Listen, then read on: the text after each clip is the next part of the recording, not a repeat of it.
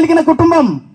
ఈరోజు మీకు దగ్గర సేవకుడుండి, సేవకుడమ్మా దేవుని నమ్ముకోండి, ప్రార్థన చేసుకోండి, దేవుని దగ్గరికి రాండి అని ఎన్ని మాటలు చెప్పినా దేవుని దగ్గరికి రావడం కష్టం. ఆ రోజు బైబిల్ లేదు, బోధించే సేవకులు లేరు. దేవుని మీద విశ్వాసం ఉన్నాడు. దేవుని మీద విశ్వాసం ఉన్నది కాబట్టి నోవాహు జీవితంలో చూస్తే ఏమిటంటే ఒక నూతన ప్రపంచానికి నిర్మాణకుడుగా మారిపోయాడు.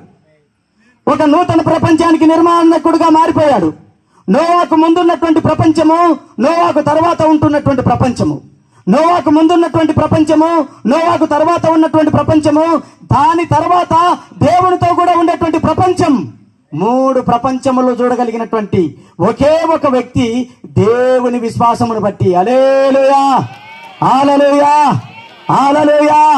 విశ్వాసం ఒకటే 3 ప్రపంచాలు చూడగలిగినటువంటి దేవుని బిడ్డగా మార్చబడినాడు.